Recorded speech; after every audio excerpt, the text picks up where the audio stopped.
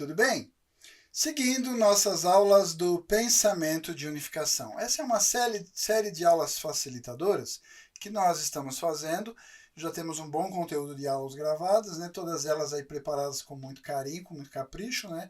Com o intuito de facilitar o seu entendimento. Então a gente tem ido ao livro do pensamento de unificação e trazido ali trechos, ideias que eu acredito serem as mais importantes e que na nossa discussão aqui ao longo dessas aulas tenho tentado aí tornar um pouco mais fácil a sua compreensão e o seu entendimento. É claro que, como um estudioso do pensamento de unificação, você deve se debruçar sobre o livro e estudar. Então, de antemão, vou aí apresentar o livro, colocando ele já aí na sua tela, né? Então tá aí na sua tela. O livro é Novas Essências do Pensamento de Unificação, tá aí a capa do livro. Onde você consegue ele? No www.unificacionista.com. Ali tem do lado também na sua tela o QR Code, né, que vai te ajudar a acessar o site bem rapidinho, captura a imagem. E ali na seção, né, de literatura, você vai acessar o menu do nosso site, vai na seção literatura, entre outros livros, ali a capa está ali de dica, né, para você achar facinho o livro. Abre o livro no nosso site, você pode ali, com uma ferramenta bacana que a gente tem ali, folhear o livro, manusear ele, né? Mas a minha sugestão reiterada é, faz o download, tenha o livro aí para que você possa se debruçar, porque reiteradamente também tem o pedido.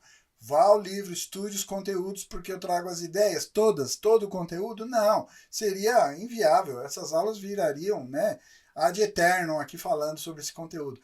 Não porque o livro seja tão complexo, mas enfim, né, para que a gente não perca os conteúdos, né, eu tenho trazido só ideias principais, que na minha compreensão, que no meu entendimento, só para ajudar você, depois você tem que estudar, então eu não posso fazer isso por você, né, essa é a sua parte, a sua responsabilidade, a minha aqui é só de facilitar. Então o livro está lá disponível, estou te dando aí o caminho, estou te dando o livro de presente, faz o download, montei o site está lá à tua disposição, acesse esse conteúdo, por favor, está lá. Mas estudar o conteúdo, né, é sua responsabilidade. Estamos aqui só para ajudar. E nessa série toda que a gente tem feito, aí agora nós estamos também, como está aí na sua tela, trabalhando com o capítulo Epistemologia. Já fizemos várias aulas, né, fizemos aí uma parte sobre as epistemologias tradicionais, desenvolvemos algumas discussões, algumas indagações. Ao longo das últimas 3 aulas que eu me recordo aí, a gente esteve trabalhando aí sobre especificamente a seção 2 ali, que é sobre a epistemologia da unificação, ou a epistemologia a partir da perspectiva do pensamento de unificação, né? Elencamos e enumeramos ali os princípios e regras, e até fizemos um paralelo na aula anterior aí, com aquilo que a ciência traz aí para a gente de informações no aspecto fisiológico, né? As condições fisiológicas do funcionamento do cérebro, para embasar, para fundamentar e alicerçar as proposições que nós fizemos nas aulas anteriores. E agora, para a gente encerrar, né, deixa eu já avançar para a próxima tela, aí nós vamos encerrando esse capítulo. Agora tratar aí de forma sucinta, de forma breve, de forma resumida, sem ser muito longo, extenso, sobre epistemologias kantiana e marxista vistas a partir da perspectiva do pensamento de unificação. Por que eu estou falando de forma sucinta e resumida? Porque nas primeiras aulas eu me recordo que a gente falou um pouco mais detalhadamente, não criamos uma tese de doutorado, não era a nossa intenção, até porque não é a minha especialidade também, mas procuramos ali pelo menos elencar ou construir as ideias principais de cada uma dessas duas vertentes aí. A epistemologia kantiana, de Immanuel Kant, e a epistemologia marxista aí, que também tem mais alguns autores como Mao Tse-tung, Engels e assim por diante, Lenin e assim por diante. E agora a gente vai fazer então essa proposição aí de uma contraproposta, né, baseada em tudo aquilo que a gente falou. Então basicamente eu trouxe aí um trechinho lá do livro que diz assim, ó. Então a seguir, né, nessa aula propriamente, nessa aula que a gente vai começar agora, né, nós vamos avaliar as epistemologias kantiana e marxista, as quais são as mais importantes entre as epistemologias tradicionais na visão do método de cognição a partir da perspectiva do pensamento de unificação que nós construímos através das aulas anteriores. Beleza? Tá pronto aí para a aula então? caderno e caneta à mão. As dicas da prova eu vou dando ao longo da aula, não, minto, né? Não tem prova nenhuma, não. Mas são as dicas, as ideias principais, alguns conceitos que ou eu vou discutir aqui, ou pelo menos agora eu estou botando um grifo para lhe ajudar depois a pesquisar, né? Fica ali, anota, depois vá no Google, faça suas pesquisas, vá na biblioteca, procure os autores e aprofunde, tá? É importante. Aqui a gente só está apontando o norte, estamos aqui só dando as dicas da prova, né? Como eu sempre brinco, né? Vamos trabalhar então? Seguindo aí. Vamos falar primeiramente sobre a epistemologia kantiana, vamos fazer uma crítica a ela. Então, primeiramente, vamos fazer a crítica ao método transcendental. Kant afirmava que o sujeito é dotado com formas de pensamento a priori, que ele definia como categorias. Entretanto, quando examinamos as coisas de perto, compreendemos que há formas de existência que correspondem às formas de pensamento. Por exemplo, todas as coisas no mundo objetivo existem e executam seu movimento no contexto de tempo e espaço. Além disso, os cientistas podem replicar com exatidão, com muita precisão, determinados fenômenos na forma de tempo e espaço no mundo objetivo. Portanto, a forma de tempo e espaço não é somente um aspecto meramente ou única e exclusivamente subjetivo, mas também uma forma que está presente no mundo objetivo, ou uma forma objetiva. A mesma coisa pode ser dita sobre a forma da causalidade. Os cientistas descobriram inúmeras relações de causa e efeito nos fenômenos presentes no mundo natural e têm sido capazes de reproduzir fenômenos semelhantes na base das relações de causa e efeito. Isso indica que há realmente relação de causa e efeito no mundo objetivo e não simplesmente, né, que é um processo que já está somente no mundo ou na realidade subjetiva, como Kant fala, né? Além disso, Kant afirmava que um objeto de cognição é estabelecido através da combinação da forma do sujeito e do conteúdo que está presente no objeto. Então, forma do sujeito e conteúdo do objeto. Ele fazia essa separação. A partir da perspectiva do pensamento de unificação que a gente já veio discutindo nas últimas aulas, o sujeito, a pessoa, né, como também o objeto, qualquer um deles, de todos os seres existentes, possuem ambos conteúdo e forma. Ou seja, né, parênteses aqui, o ser humano como o sujeito do processo de cognição, ele possui conteúdo e forma, tal qual as coisas observadas, os objetos de cognição, possuem também, de forma específica, conteúdo e forma. Sujeito e objeto possuem conteúdo e forma. Beleza? Ajustando aí a colocação do Kant, né? O pensamento de unificação coloca dessa forma. O que o sujeito possui não é o que o Kant chamava de forma a priori somente. Ao invés, elas são protótipos previamente existentes, os quais têm tanto conteúdo como também forma, e, portanto, incluem as formas mencionadas também pelo Kant. Além disso, o que vem do objeto não é uma variedade caótica de sensações, mas, ao invés, senso de conteúdo organizado pelas formas de existência. Além disso, o sujeito e o objeto estão num relacionamento correlativo e se assemelham um ao outro. Parênteses, por quê? Ambos possuem conteúdo e forma. O sujeito, né, a pessoa, e o objeto, ou todas as coisas, são constituídas desses elementos. Portanto, cognição não é realizada através de mera síntese do objeto. Ao invés, cognição é realizada quando conteúdo e forma, né, que estão no sujeito como protótipo, né, ideias, conceitos, leis e princípios, lá no Ryun-san, a gente falou bastante sobre isso, né, nas aulas anteriores, e os mesmos elementos de conteúdo e forma estão no objeto, colados através da ação dar e receber entre eles, com um julgamento sendo feito. A gente falou alguma coisa sobre isso nos processos fisiológicos na aula anterior, né, nesse processo de colação, como isso se processa ali dentro do sistema nervoso, né, dentro dos caminhos que a gente estudou lá, o caminho aferente, o caminho eferente, né, a informação indo para o centro superior, voltando do centro superior, tem um gráfico lá no livro mostrando esquematicamente como isso funciona, né, vindo lá pelo nível sensorial e assim por diante, né, passando como informação e voltando como informação e resposta, né, enfim, essa colação é feita entre esses elementos, conteúdo e forma, beleza? Crítica do agnosticismo kantiano. Kant defendia que somente o conhecimento científico natural no mundo fenomenal é verdadeiro, e ele considerava o mundo de coisas em si mesmas, ou seja, a realidade noumenal, não passível de conhecimento. Consequentemente, ele separou inteiramente a realidade fenomenal da realidade noumenal. Ele fez uma distinção. Você já vai saber por que ele teve que separar, né? Para poder conceituar, porque algumas coisas ele tinha um conhecimento, outras estavam além, então ele resolveu fazer essa departamentalização aí entre, né, uma realidade fenomenal e a realidade noumenal. Então isso conduziu à separação entre o que a gente chama ali, ele mesmo definiu como razão pura e razão prática, ou basicamente o que a gente vê hoje, basicamente essa divisão que existe entre religião e ciência, né? A partir da perspectiva do pensamento de unificação, a coisa em si mesma é o aspecto Sun-san de uma coisa, enquanto o senso de conteúdo é seu Ryun-san. Sun-san e Ryun-san estão unificados em todos os seres, em todas as coisas, e sendo que Sun-san é expresso através do Ryun-san, podemos conhecer o Sun-san de uma coisa através do seu Ryun-san. Né? São manifestações, né, em níveis diferentes, né, como causa e efeito, esse elemento causalidade, que a gente até mencionou na tela anterior, na causa e efeito observado em todos os seres, né, a gente pode fazer essa mesma associação dos elementos Sun-san e Ryun-san. Além disso, de acordo com o pensamento de unificação, o ser humano é o senhor de domínio sobre todas as coisas, ou o senhor da criação. E todas as coisas foram criadas à semelhança com o ser humano, como objetos de alegria para os seres humanos. A gente falou alguma coisa sobre isso lá em Ontologia, voltamos de forma mais detalhada na teoria da natureza humana original lá no 3º capítulo, né? E aqui a gente está só revisitando algumas ideias e conceitos que a gente foi estabelecendo naquelas aulas. Então não vamos estender aqui, obviamente, né?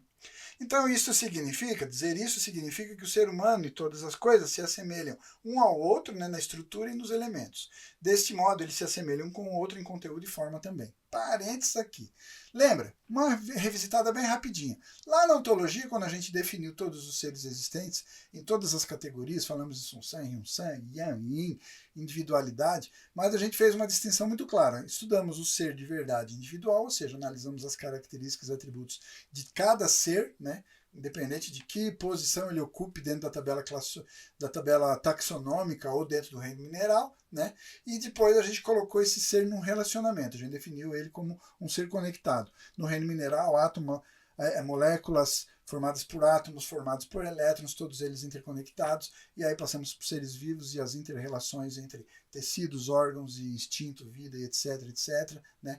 Beleza? Essas são as características que a gente está só estou aqui revisitando a título de ilustração, tá? Esses conteúdos já foram estudados, se você não lembra, volte e assiste de novo. Então vamos lá. Portanto, na cognição, que é o nosso tema específico, o conteúdo e forma são possuídos pelo sujeito, são semelhantes ao conteúdo e forma possuídos também por todas as coisas, e eles podem ser, por conseguinte, colados. Em adição, sendo que através do seu conteúdo da coisa em si mesma, ou seja, o Sun-san do objeto é expresso, o sujeito pode então conhecer não somente o Ryun-san do objeto, mas também o seu Sun-san.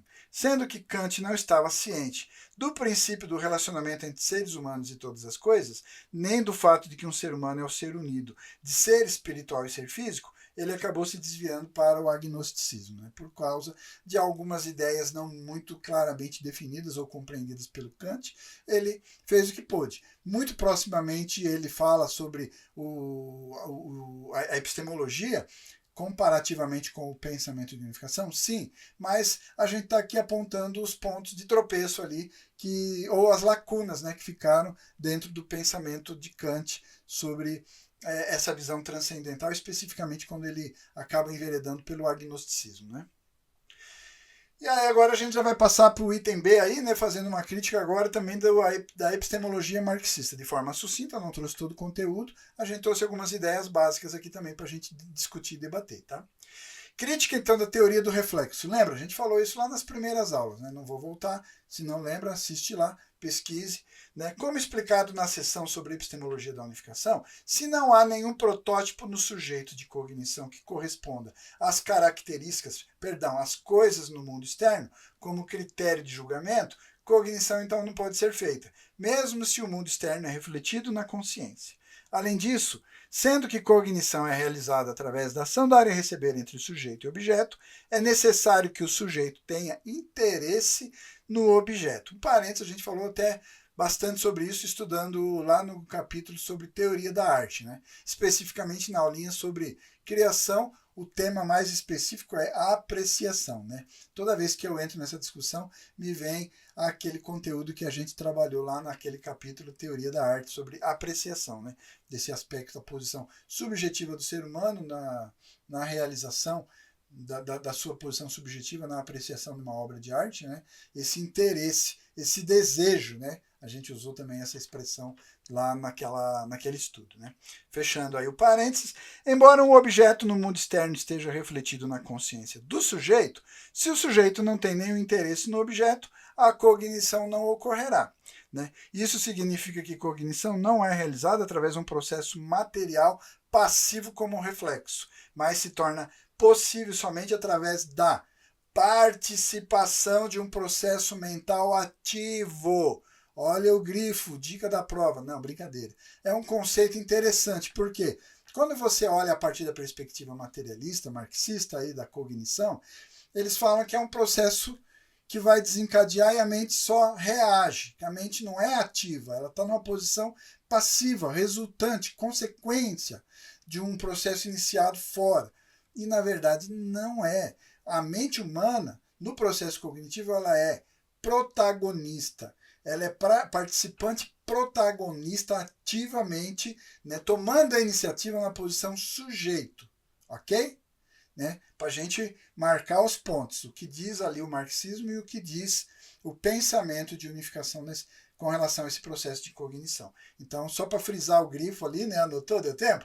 Então, de acordo com o pensamento de unificação, o processo de cognição ele é através da participação de um processo mental ativo da pessoa, do sujeito. Né? Tem que ter interesse no objeto e exercer, executar, realizar esse processo de colação entre o input, né, a informação, o código absorvido lá no estágio sensorial. Lembra, né, das aulas anteriores? Né? Só para revisitar, né?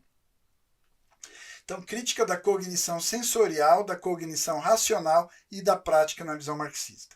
Na epistemologia marxista, o processo de cognição consiste de 3 estágios. Olha que legal! Ou seja, cognição sensorial, opa, bateu com a gente. Cognição racional, opa, tá pulando alguma coisa aí, né? E prática, né? A questão importante aqui é como a consciência, a qual é considerada como sendo um produto ou uma função do cérebro e meramente de forma reativa, né, passiva, vai refletir o mundo objetivo. Né? Já estou botando até dicas aí, né? Estou dando uma melhoradinha para te ajudar, tá? Pode alcançar cognição racional, ou seja, abstração, julgamento, inferência, e além disso, como ela pode direcionar a prática, especificamente, como dizem os marxistas, a prática específica que eles definem como revolucionária, ativa, na mudança social. Apesar de existir uma grande distância entre o processo passivo de refletir o mundo externo, por um lado, e a cognição racional e o processo ativo da prática, por outro, né? Aqui já um parênteses, já deu aqui um conflito, porque pera lá, mas se a mente está num processo passivo quando ela faz o processo de reflexo, como é que você quer que lá na frente ela tenha um processo ativo e participante para a prática revolucionária? Mas enfim, fechei o parênteses, fica a dúvida para você, tá? Nenhuma explicação razoável foi dada para essa situação aí de ambiguidade na sua ideia conceitual. Isto significa que nesse ponto há uma lacuna lógica, há um buraco conceitual, há um buraco numa ideia pouco ou pobremente explicada, né? O único objetivo a gente sabe qual é, eu já falei bastante sobre isso em aulas anteriores, não vou gastar aqui o nosso tempo para isso, mas você sabe qual é o objetivo. Então, a partir da perspectiva do pensamento de unificação, cognição lógica e prática nunca podem ser feitas baseadas em processos fisiológicos do cérebro. Isto é porque a ação cognitiva ocorre através do dar e receber entre mente e cérebro. Aí eu vou abrir outro parênteses aqui, lembra? Na aula anterior até eu fiz aquela analogia, né? Usei até 2 autores ali, especialistas dessa área aí, no estudo da estrutura do cérebro, falando sobre hardware e software. Então, a mente, o aspecto espiritual ali que a gente define intelecto, emoção e vontade, os valores de verdade, bem e beleza, no aspecto mais interno ali, né? Um pouquinho menos interno ali dentro do Sunsan, ideias, conceitos, leis e princípios, esse é o software.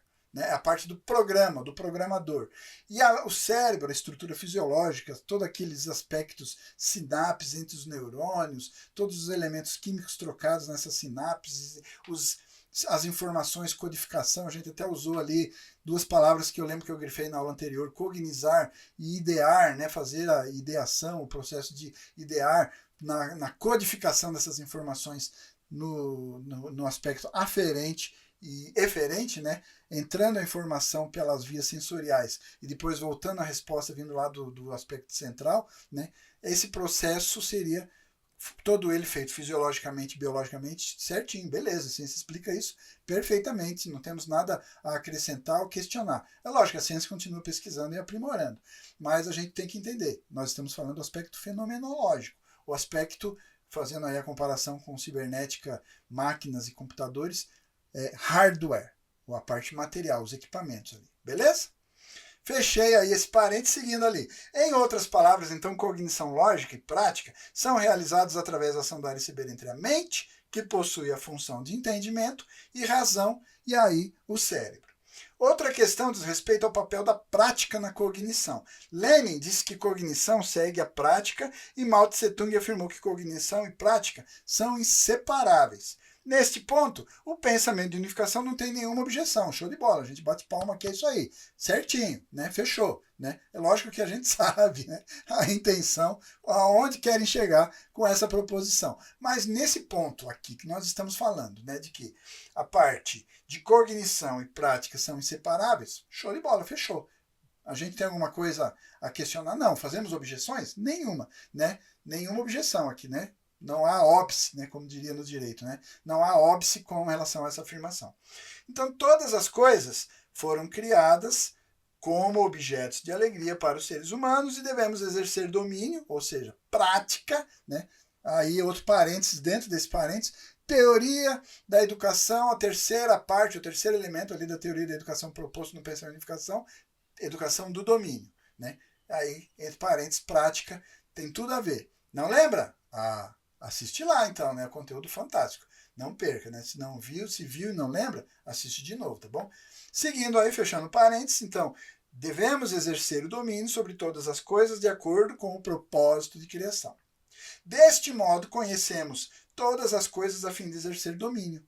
Cognição e prática formam um circuito correlativo da ação dar e receber entre seres humanos e todas as coisas. E aí eu vou falando sobre epistemologia e toda essa explicação, ou essa crítica, né, baseada no pensamento de unificação, e acabo voltando em todos aqueles argumentos que a gente também construiu estudando teoria da educação, toda ela, né, então são várias aulas, mas especificamente sobre teoria da educação tipo domínio, né, o terceiro nível, terceiro estágio, terceira parte ali, a educação mais personalizada, né, aquele aspecto que a gente fala ali de educação individualizada, esse aspecto do domínio, é fundamental você conhecer e entender, porque ele vai te suprir. Se você estudou e está lembrando, está suprindo. Se não, volta lá, né, que ele é uma informação muito importante e nos ajuda na compreensão dessa explicação que ele está dando aqui sobre a cognição e a prática na perspectiva do pensamento de unificação. Beleza? E aí o esqueminha gráfico, né, só para ilustrar, tá lá do pensamento de unificação, no livro tá lá, trouxe esse gráfico aí para mostrar de forma esquemática aquilo que a gente acabou de falar. A pessoa e a relação com todas as coisas nesse processo aí de cognição e a prática. Né? Então, é um dar e receber no exercício do domínio. Né? Vou me estender nisso? Não. Teoria da educação, a parte sobre domínio, explica isso maravilhosamente. Né? Qualquer dúvida? Volta lá, porque nós estamos falando do mesmo assunto que nós discutimos toda aquela aula, tá bom?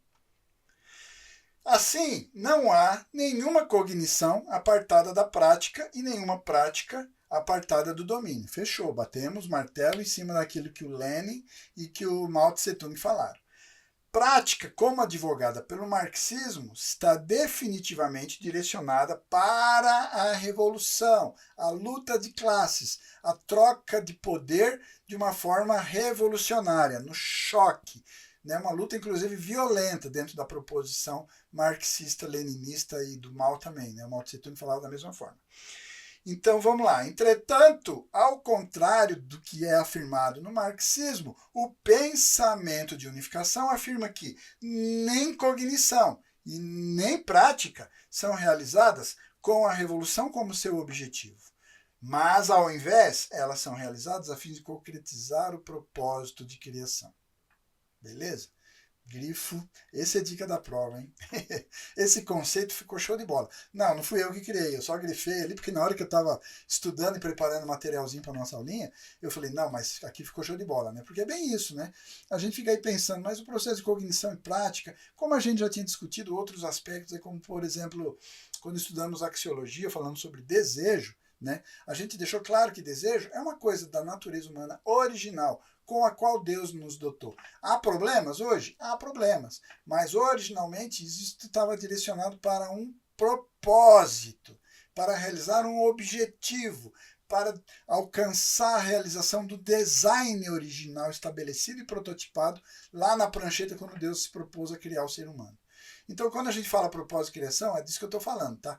Então, a cognição e a prática do ser humano, ela só vai funcionar direcionada não para a revolução, não para a luta armada, não para derrubar o poder e tirar os capitalistas e botar a ditadura do proletariado, que isso na verdade nunca existiu, né? Porque virou uma outra ditadura também de uma nova casta que não era nem capitalista e nem trabalhador, né? Mas enfim, né? A minha crítica aqui, fechei o parênteses, né? Percebe? O objetivo é harmonia, é complementariedade, é formar um todo, buscando um objetivo. Lembra? A gente cansou de falar sobre isso, sobre base e 4 posições? Sujeito, objeto, dar e receber, propósito comum, objetivo comum.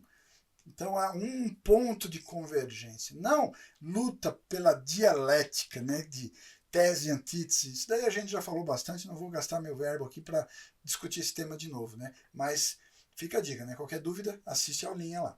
Então, o propósito de criação, aí fechei o parênteses, o propósito de criação é realizado quando Deus exerce domínio sobre os seres humanos com amor, né? Que tipo de amor? Amor verdadeiro, amor que vive para o benefício dos outros, amor que é aquele que, né, é impulso irreprimível de buscar alegria através de amar.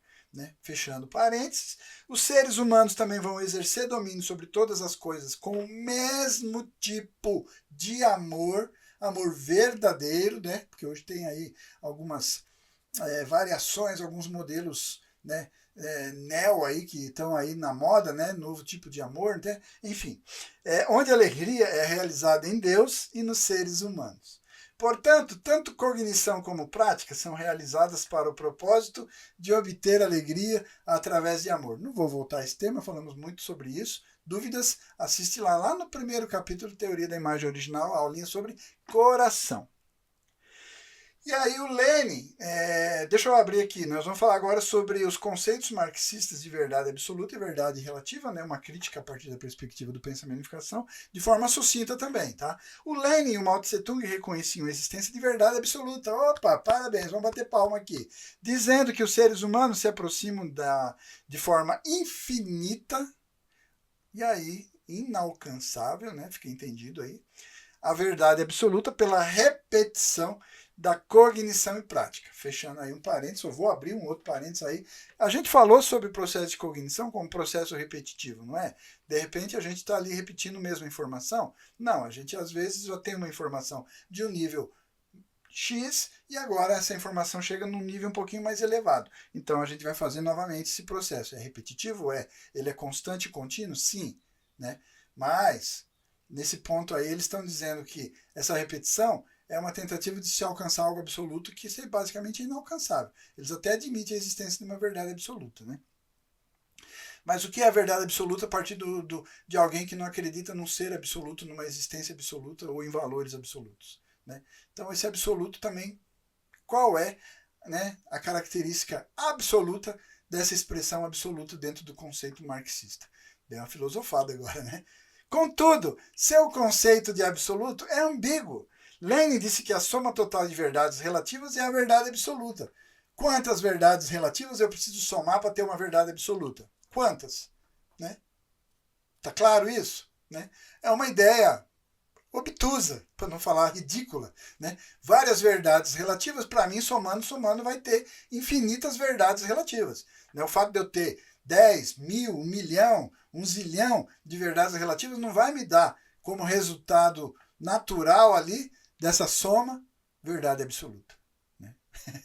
Desculpa, fui sarcástico. Né? Entretanto, né, não importa como possamos somar verdades relativas, é o que eu acabei de falar. O resultado é simplesmente o somatório de verdades relativas e que não pode se tornar uma verdade absoluta. Né? Quantas eu preciso? Verdades relativas. Qual é a equação e qual é a comprovação matemática dessa equação para me dizer número X de verdades relativas me dá como resultado final uma verdade absoluta? É bonitinho, mas falacioso, mentiroso, né? essa afirmação. Verdade absoluta, então, se refere à verdade universal eterna, portanto, sem ter um ser absoluto como padrão, o conceito de absoluto não pode ser estabelecido, obviamente.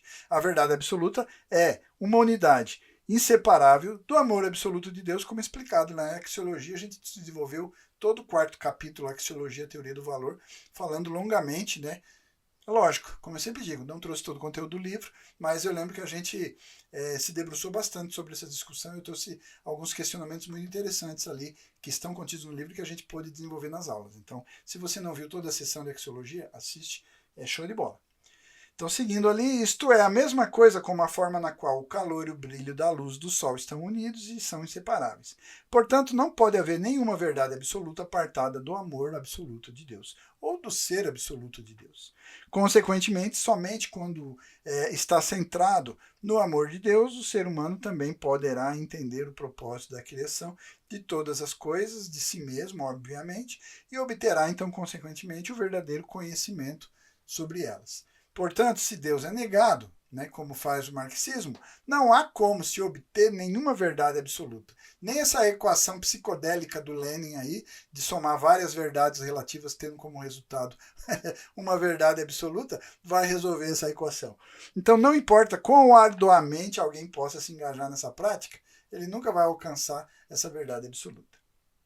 E aí, para a gente encerrar, né, já fechando aí, eu digo o seguinte, eu trouxe algumas partes dessa parte dessa sessão aí sobre a crítica às epistemologias kantiana e marxista, mas depois dá uma olhadinha no livro lá, dá uma lida, estuda novamente, né, revisita esses conceitos e se quiser depois dá mais uma aprimorada, né, em pesquisas, na literatura e assim por diante. E aí, já encerrando esse capítulo sobre epistemologia, vamos firmar um compromisso agora, vamos começar um novo capítulo com o título Lógica, como está aí na sua tela. Vou fazer aqui uma cena dos próximos capítulos, né, do que a gente vai estar estudando. Então, lógica, basicamente, é o estudo das leis e formas de pensamento. Ué, mas a gente não esgotou tudo isso agora estudando epistemologia? Um ser humano é um ser dual de mente e corpo, os quais são governados por determinadas leis e formas. É um grifo, é uma dica. Se prepara para essa série, se prepara para essa série de aulas facilitadoras sobre o capítulo Lógica. O corpo mantém sua condição saudável através de suas funções psicológicas, as quais estão sob a regência de determinadas leis e formas. E aí, esse é o tema que a gente vai começar a estudar na próxima aula. Até botei ali um testezinho lógico de matemática para testar a sua lógica, para ver se você consegue perceber ali qual é ou quais seriam as leis e formas que estão ali por trás desse teste lógico. Se você conseguir responder, depois aí coloca aí na base, aí no comentário do vídeo, né, para eu saber se você conseguiu, para a gente dar sequência nas próximas aulas. Beleza?